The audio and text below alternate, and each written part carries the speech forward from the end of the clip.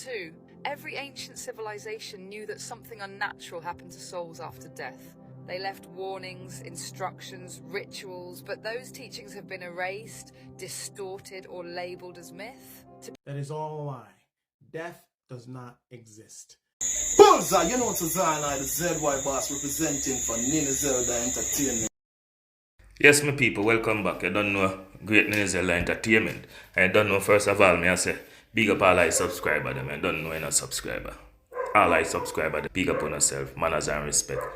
Yeah, man, so that one again in one of them one day when me drop what day, you know. People them a talk about all of them sitting there, you know, people, and where you go after you. Just leave in the comment section, man, and tell me what you think of them video. If you love them style of video, yeah, me need to find some new set of video. Yes, what me I say? You can give me an idea of some video too, you know, people, because you don't know, you know, you can't too big for learning. You know, make me know what you don't want see me post. Yes, what me I say? Manners and respect. Bless up. Nina Zelda, I'm out. Your ancestors are not dead people. Don't believe what you've heard. Your ancestors and death have nothing to do with each other. Your ancestors are eternal, and death is about finishing and the end of something. There's no end to life of a human being. None whatsoever. That is all a lie. Death does not exist. Not for you and not for your ancestors. Let's discuss it. I'm going live now.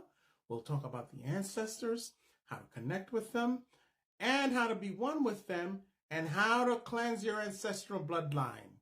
See you there.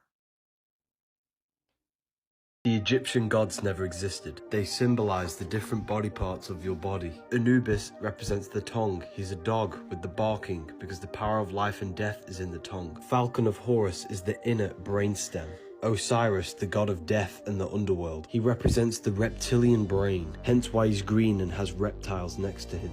The reptilian brain is when our consciousness exists in death because we don't think. Horus with the circle on his head represents the limbic system in the brain. Amun-Ra is the hippocampus in the brain. Ra is where we get RAM. Computer has a RAM for memory, and the hippocampus in the brain is all to do with memory. This is the Lamb of God. Thoth, the god of wisdom, the one who preserves the ancient wisdom. Ibis bird is the sternum, which is the chest, which contains the treasure, which is our soul, our heart. Our heart contains the sacred knowledge. Sternum protects the heart, the treasure. He preserves the wisdom. The Ankh is the portal into the physical world, the uterus. The Bible even tells you that animals are deeply symbolic. Job 12:7. Ask the beasts of the field and they will teach you, the birds of heaven and they will tell you. Because each animal represents a part of the human experience. Snakes represent the wave of energy. The Egyptians saw each body part had a specific role in the human experience. And these parts of our body are very sacred. If you want to learn more, then read the Book of Wisdom, Volume 2. We are at the end of an age. The age of deception is collapsing, and the age of truth is beginning. This is why everything feels different. Time itself is unraveling, reality is shifting, and more people are waking up to the greatest lie ever told. Death is not an escape, it is a trap. And if you fall into it without knowledge, without awareness, you are sent back into the cycle, again and again, lifetime after lifetime. But this time, something is different. This time, your ancestors are watching, they are waiting. Because if you wake up before you die, you don't just free yourself, you free them too.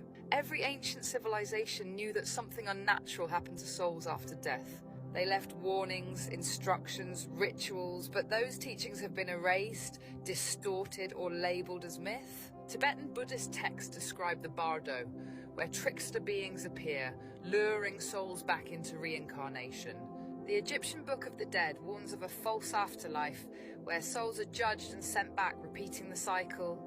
The Gnostic texts describe archons, entities that control the material realm and feed off human souls, keeping them bound in illusion. Even the Bible warns us that Satan masquerades as an angel of light, 2 Corinthians 11:14. Many near-death experiencers describe being pulled into a bright, warm light where they are met by guides or loved ones. They are given a choice, but always the path leads back to earthly reincarnation. But what if that light is not salvation, but a recycling mechanism? What if your ancestors have been trapped in this system for generations, waiting for someone, you, to break the cycle? The rulers of this world know the truth. The elites who control this world, those in power, those in secret societies, those who manipulate economies, governments, and media, they know this truth. This is why they keep you asleep. They flood your life with distractions, entertainment, social media, endless conflict to ensure you never stop to question reality.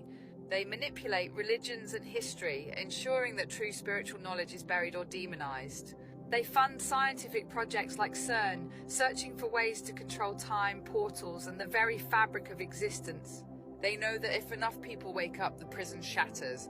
Your DNA is a key. Your DNA is more than just genetic coding. It is a record of your lineage, carrying the memories, knowledge, and spiritual essence of those who came before you.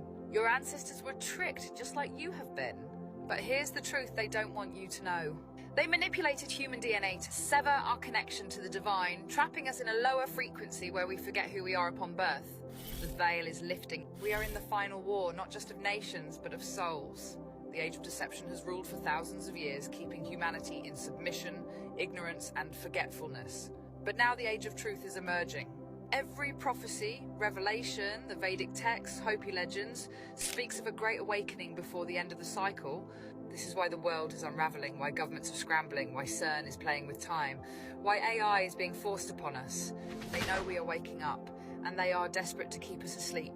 If you want to escape the trap, if you want to break your ancestors free, you must prepare now before death comes. Know the trap. If you die in ignorance, you'll follow the light without questioning it. Don't stop, question, look around, demand to go beyond. Call upon the divine source. Not the false gods, not the deceptions of this realm, but the true creator beyond time and space. Reject the illusion, refuse any contract, any agreement, any being that tries to lure you back into the cycle. Your will is your weapon. Remember who you are. You are more than a body, more than a name. You are eternal, and the prison only works if you believe in it. Your ancestors are counting on you. You are the last in the line. The cycle ends with you, or it continues for generations. The ultimate question is this: will you wake up before you die, or will you, like so many before you, be led back into the loop? The choice is yours, but time is running out.